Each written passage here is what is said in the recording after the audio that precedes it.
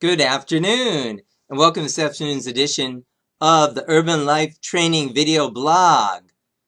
This is part of a new series where once a month we'll have a topic and we'll also have our other guest bloggers joining in on this topic.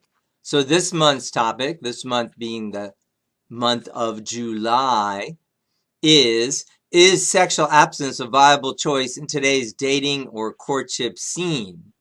So I'd like to posit that topic.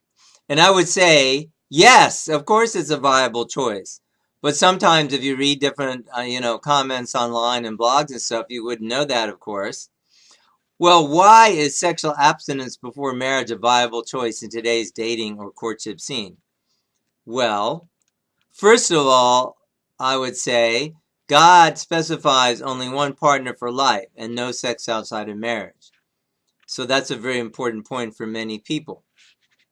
But even if you're not coming from a religiously based or faith-based perspective, you can still use common sense. Clearly, a two-parent family is the best thing for any children that might be born. And, of course, you don't have to worry about an unwanted or a single-parent pregnancy or sexually transmitted diseases. And you can be confident that the best sex is among married couples. Yes, that's statistically true in one of the largest surveys done among 30,000 couples. Not swinging singles, so-called, but married couples. And around 60% of teens have never had sex. So, and that's an increasing number, over the last number of years. And especially in places like Washington, D.C., that's like an increase of 20% over the last couple of decades. So that is a positive trend. So why in our culture is it now so common for young people, young adults to be living together outside of marriage? And I would say it's because people are foolish.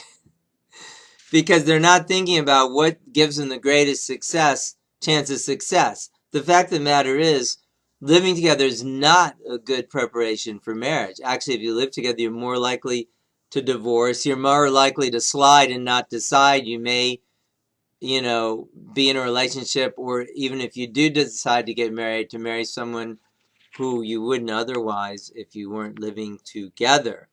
So that's something to take into account. Also, I'd like to think about, since it's such a good choice, why does it get such a bad rap? Well, think about it. First of all, it takes discipline, self-discipline. So maybe a lot of people aren't that disciplined. Second of all, it's at variance to many of the trends in today's culture, staying sexually absent before marriage. What kind of trends? Well, obviously the promotion of sex in the media, whether it be TV, movies, all kinds of media, online, offline,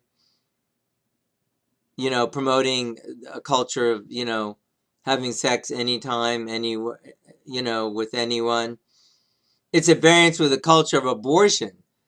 Now, I, have lived for over a quarter of a century, was living in Washington, D.C.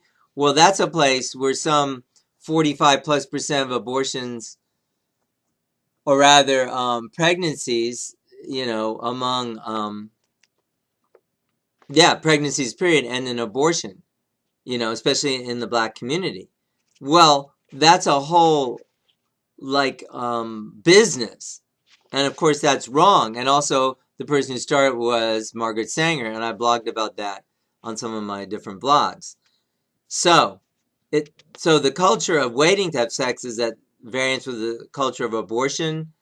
It's also at variance with the culture of homosexuality, lesbianism. Why? Because those relationships typically involve even hundreds of sexual partners in a year. And even the so-called married, quote unquote, homosexual couple typically has, like one study showed, 8 partners in a year. I don't think that's what most people would call marriage. So abstinence is also against that type of culture of homosexuality. It's also at variance with the trend of trying to make it legal to have sex with younger and younger children. In other words, sexual abuse of children. Because obviously if you're abstaining from sex, you're also not going to have sex with anyone. And it's, especially not with, children. So a lot of trends in our culture that even came out recently, like during the election, weird things like, people like John Podesta having strange pictures of, little children in his house, or different bizarre sculptures and things like that. What kind of culture is this? Is this a culture of sexual abstinence? I don't think so. So you see a lot of trends in the world that are, some of them are very sick, others are, deviant, and others are just plain harmful. And this culture is promoted by a lot of people. And the whole trend of the so-called, sex education, typical sex education industry, where, it's like, oh yeah, we're going to promote condom use, which even a recent study found that some of those so-called best practices programs endorsed by President Obama's administration, or by, the Department of, Health and Human Services, it turned out that even some of those programs, like 80% of those participating were no less likely to be sexually involved, or even more likely. So that's a complete failure. And most of those programs were so-called comprehensive, or I would like to say condom-centered programs, where they give lip service to abstinence but really promote everything else. So, the topic again is sexual abstinence a viable choice in today's dating or courtship scene? And I would say very much.